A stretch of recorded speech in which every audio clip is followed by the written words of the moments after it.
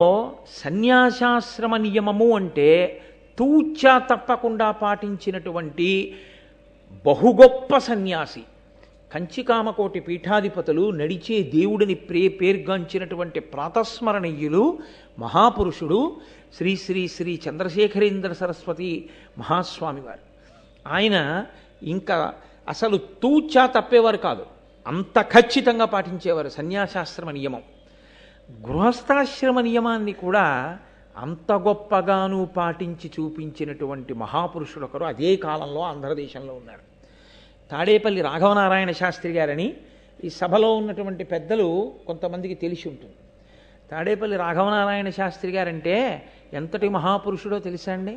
వారి శరీరం విడిచిపెట్టిన తర్వాత వారి శరీరాన్ని అగ్ని యందు వ్రేల్చారు. ఆయన చితాభస్మంలోంచి బాలాస్వరూపం వచ్చింది. అంటే ఆయన ఎంత ఉపాసన చేశారో మీరు ఆలోచించండి.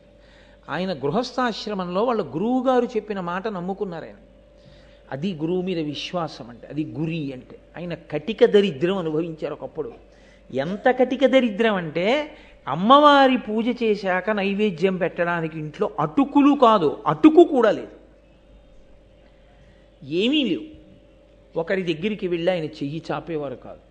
అందుకని ఆయన మంచినీళ్లు తెచ్చి అక్కడ పెట్టి మంచినీళ్లు నైవేద్యం చేసేవారు అమ్మవారికి. అదే ఆయన తాగేవారు. కాబట్టి మంచినీళ్లు నైవేద్యం పెట్టేవారు. కటిక దరిద్రంతో బాధపడుతూ పక్క ఇంటి వారికి కూడా చెప్పకుండా, ఇల్లాలు కూడా అటువంటి తల్లి. నిజంగా ఈ గృహస్థాశ్రమంలో ఉన్న వాళ్ళ ఇంట్లో ఉండవలసినటువంటి మూర్తి అది. తాడేపల్లి రాఘవనారాయణ శాస్త్రి గారు భార్య. ఆయన 27 పర్యాయములు లలితా సహస్రనామ స్తోత్రంతో అమ్మవారిని పూజ చేసి, కటిక దరిద్రంలో 27 పర్యాయములు మంచినీటిని లలితా అమ్మవారికి నైవేద్యం చేశారు. చేసి ఆయన ఇంకొకసారి లలితా సహస్రం చదవడానికి ఓపిక లేదు, అప్పటికే అన్నం తిని చాలా రోజులు అయిపోయింది. లలితా సహస్రం చదవబోయి మాగన్ను పడిపోయింది. స్పృహ తప్పిపోతూ ఇంకా నోటి వెంట పలుకు పలకలేక, అప్పుడు కూడా గురువుగారి మాట మీదే నమ్మకం. గురువుగారు నాకు ఈ మంత్రం ఇచ్చారు, పరదేవత ఉన్నది అని చెప్పారు, నన్ను కాపాడుతుంది పరదేవత, ఆయన నమ్మకం అంతే. ఆయన సొమ్మసిల్లిపోయారు పూజామందిరంలో. పరదేవత నిజంగా వచ్చి కూర్చుని ఆయన తల ఎత్తి చేత్తో పట్టుకుని పాయసాన్నం తీసి ఆయన నోట్లో పెట్టి పసిబిడ్డకి తినిపించినట్లు తినిపించింది అంతే. ఇక రాఘవనారాయణ శాస్త్రి గారి జీవితంలో వెనక్కి తిరిగి చూడలేదు. ఆ రాఘవనారాయణ శాస్త్రి గారి దగ్గరికి చంద్రశేఖరేంద్ర సరస్వతి స్వామి వారు ఏమైనా అనుమానాలుంటే శిష్యుల్ని రాఘవనారాయణ శాస్త్రి గారి దగ్గర కనుక్కోండి అని పంపించేవారు. అంతటి ఉపాసకులు వారు. బయటికి వస్తే ఆచారం పాడవుతుంది, గృహస్థాశ్రమ ధర్మపు ఆచారం అని బాధపడుతుంటే పరమాచార్య స్వామి వారి బ్రహ్మరథం ఎక్కొచ్చారు. బ్రహ్మరథం అంటే వేదం చదువుకున్న వాళ్ళు పల్లకి మోస్తారు, అలా వస్తే బ్రహ్మరథం అంటారు. వేదం చదువుకున్న వాళ్ళు కామాక్షి కామాక్షి, అడుగు తీస్తే కామాక్షి, అడుగేస్తే కామాక్షి. మొన్న మనం కంచి వెళ్ళినప్పుడు ఆ పల్లకీలు చూసాం కదా, ఆ పల్లకీలు పట్టుకుని వస్తుంటే రాఘవనారాయణ శాస్త్రి గారి ఇంటికి వచ్చి ఇంట్లో దిగి, అది మహానుభావులు గురువులంటే. పరమాచార్య స్వామి వారు అన్నారు, ఏమి నీ ఆచారానికి ఇబ్బంది వస్తోందని బెంగపెట్టుకుంటున్నావా? ఇవాళ మీ ఆచారానికి మేము కొత్తగా రక్ష కడుతున్నాం, మీకు ఇబ్బంది కలగదని శాలువా తీసి కప్పారు. పరమాచార్య స్వామి వారి శాలువా కప్పడం అంటే అంగరక్ష కట్టేది. ఆ శాలువా కప్పారు. కప్పి ఇంకా మీకు బెంగలేదు, మీరు బయటికి వచ్చినా మీకేమీ ఇబ్బంది కలగదన్నారు. ఆ గురు శిష్య సంబంధం ఎటువంటిదో తెలుసా అండి? గురువుగారంటే ఎలా ఉంటుంది అంటే, మహాభారతంలో నన్నయ్య గారు ఉత్తిని ఇచ్చారా, ఒక్కొక్క పద్యం వెనక ఎంత తాపత్రయం ఉందో, వ్యాస హృదయం ఎంత పరవశించిందో, అయ్యో నా జాతి చెప్పుకోవాలి వాళ్ళకని. పరమాచార్య స్వామి వారు కూర్చుని ఉండగా తాడేపల్లి రాఘవనారాయణ శాస్త్రి గారు వాళ్ళ నాన్నగారు రామామృతము అని ఒక గ్రంథాన్ని రచించారు. ఆ గ్రంథం ఆయన దగ్గర చదువుదామని వెళ్ళారు. అయితే లోపలికి రమ్మన్నారు పరమాచార్య స్వామి. ఆయన వచ్చి చదువుతున్నారు ఆ పుస్తకం. చాలా బాగున్నాయో ఈ పద్యాలు, చదువు అంటున్నారు. ఈలోగా అంతేవాసి ఒకరు వచ్చి, బెంగళూరు నుంచి ఎవరో వచ్చారండి, పీఠానికి ఇస్తారట, చాలా డబ్బట్టుకొచ్చారు, మీ దర్శనం చేసి డబ్బిచ్చి వెళ్ళిపోతారటన్నారు, కాసేపు ఆగమనం అని. చదువు అంటున్నారు. ఈయన చదువుతున్నారు. ఆయన మళ్ళీ వచ్చాడు, ఆయన వెళ్ళిపోవాలట, ఒక్కసారి వచ్చి డబ్బిచ్చి వెళ్ళిపోతారట అన్నారు. చదువు అన్నారు. ఆయన మూడో మాట వచ్చాడు, అయ్యా ఆయనకి చాలా ముఖ్యమైన పని ఉందిట, ఒక్కసారి మీకు నమస్కారం పెట్టి డబ్బిచ్చి వెళ్ళిపోతాట, కాబట్టి ఒక్కసారి ముందు ఆయన్ని ప్రవేశపెట్టమని అడుగుతున్నాడు, ఒకసారి ఆయన లోపలికి తీసుకొచ్చేస్తే బాగుంటుందేమో అన్నాడు. పరమాచార్య ఈయన రాఘవనారాయణ శాస్త్రి గారు బాధపడుతున్నారు, అయ్యో ఇదేమిటి నేను ఓ పక్క పద్యాలు ఇలా చదువుతూ కూర్చుంటే పాపం ఈయనకి ఇబ్బందిగా ఉందేమో అని. పరమాచార్య స్వామి వారు అన్నారు, అతను డబ్బట్టుకొచ్చాడని ముందు మాట్లాడాలా, లేక రామాయణం కన్నా అతను వచ్చి మాట్లాడడం నాకు గొప్ప అనుకుంటున్నాడా, నన్ను దర్శనం చెయ్యాలనుకుంటే తర్వాత రమ్మను, లేదా ఉండమను, నాకు ఈ రామాయణమే గొప్పది అన్నాడు. ఎందుకు గొప్పదో లోకానికి తెలియాలి కదండి. రాఘవనారాయణ శాస్త్రి గారు తండ్రి గారు రాసిన రామాయణం ఎందుకు గొప్పదో తెలియాలిగా.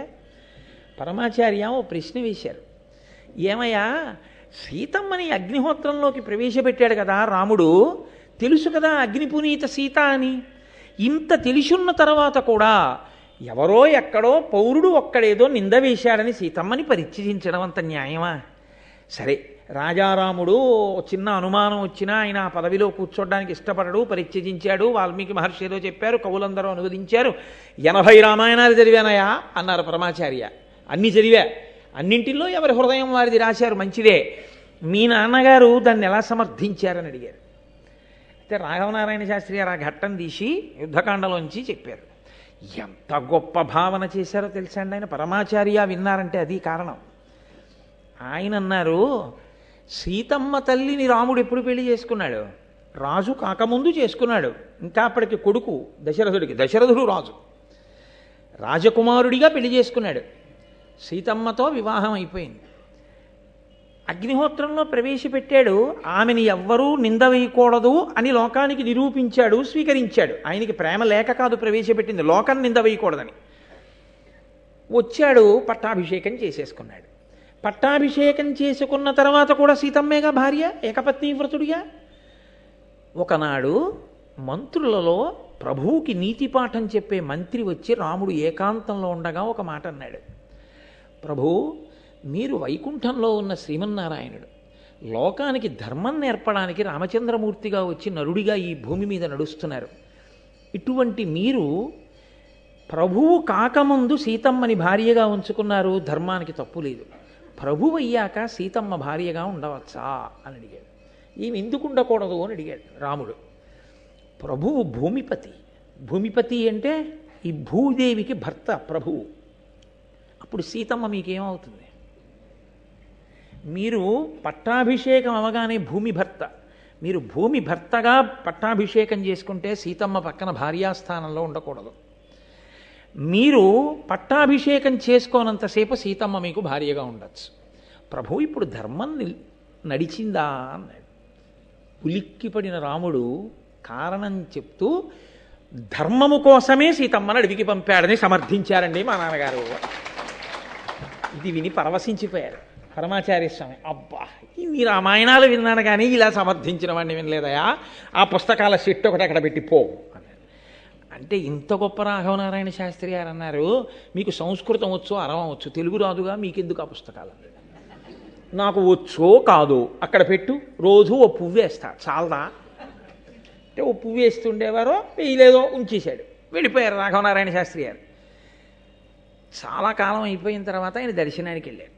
వెడితే రామ జగన్మోహన అని విశ్వామిత్రుడు రాముణ్ణి చూసి చదివినటువంటి పద్యం ఒకటి చదివారు పరమాచార్య స్వామి. ఇది మా నాన్నగారు రాసింది అన్నారు ఆయన. అంటే ఆయన అన్నారు, రాఘవనారాయణ శాస్త్రి మీ నాన్నగారు వ్రాయడం కాదు, ప్రతిరోజు రాత్రి పడుకోబోయే ముందు మంచం మీద పడుకుని కాలు మీద కాలు వేసుకుని ఆకాశం వంక చూస్తూ ఈ పద్యాలు పరవశంతో మీ నాన్నగారు చదువుకునేవారు కదూ, ఆయనకి ఇష్టం ఈ పద్యాలు అన్నారు. అసలు వాళ్ళ నాన్నగారిని పరమాచార్య స్వామి చూడలేదు. మీకు ఎలా తెలుసండి? అది మాకు ఒక్కళ్ళకే తెలిసి ఇంట్లో మీకు ఎలా తెలిసిందన్నారు. ఆయన నవ్వు నవ్వు తెలిసారు. గురువు త్రికాల వీధి, గురువుకి అన్నీ తెలుసు, కానీ అన్నీ తెలుసున్నట్టు ఉండక్కర్లేదంతే. గురు శిష్య సంబంధం అంటే అంత గొప్పది. ఎక్కడో ఉన్న తాడేపల్లి రాఘవనారాయణ శాస్త్రి గారి గురించి పరమాచార్య స్వామి వారికి అన్నీ తెలుసు. పరమాచార్య స్వామి వారి గురుత్వం మీద ఆయన ఏకంగా గొప్ప గొప్ప స్తోత్రాలే చేశారు. అవి గురు శిష్య సంబంధాలంటే అంత పరమ పవిత్రంగా ఉండేవి. అంత పవిత్రమైన సంబంధాలు కాబట్టే, అంత గొప్ప పూజలు కాబట్టే రాఘవనారాయణ శాస్త్రి గారి శరీరాన్ని అగ్నిహోత్రంలో వ్రీలిస్తే ఆకరణ దహన సంస్కారం జరుగుతుంటే ఆయన చితాభస్మంలోంచి శరీరంలోంచి బాలాదేవి వచ్చి నిలబడింది పైన. అంటే ఎంత గొప్పగా గురువుల మాటల్ని విశ్వసించి తాపత్రయంతో నిలబడ్డారో, ఎంత పూనికతో నిలబడ్డారో మీరు ఆలోచించండి. మొన్న వచ్చారు కృష్ణావధానులు గారు. మొన్నే మేమందరం వెళ్ళాం కుంభాభిషేకం గురించి మాట్లాడడానికి వారింటికి. అప్పటి వరకు బాగానే మాట్లాడారు. మా గురువుగారు అన్నారు అంతే. ఆ తర్వాత ఇంకా ఒక 7-8 నిమిషాల సేపు ఆయన మాట్లాడలేకపోయారు. కంఠం గాద్గదికమైపోయి కన్నుల వెంట ధారల కింద నీరు కారుతూ ఉండిపోయారు. ఆ గురువు అన్న పేరెత్తేటప్పటికి అయ్య బాబోయ్, ఆయన లేనినాడు మాకు చెప్పేవాడెవరు, మమ్మల్ని తీర్చిదిద్దేవాడెవరు అన్న తాపత్రయం, ఆ గౌరవంతో కంఠం బొంగురుపోయింది. ఇంత వయస్సులో ఆయనకి, ఇంతమంది శిష్యులు ఉన్న గురువుకి. అది గురు శిష్య సంబంధం. అది పవిత్రమైనటువంటి భావన.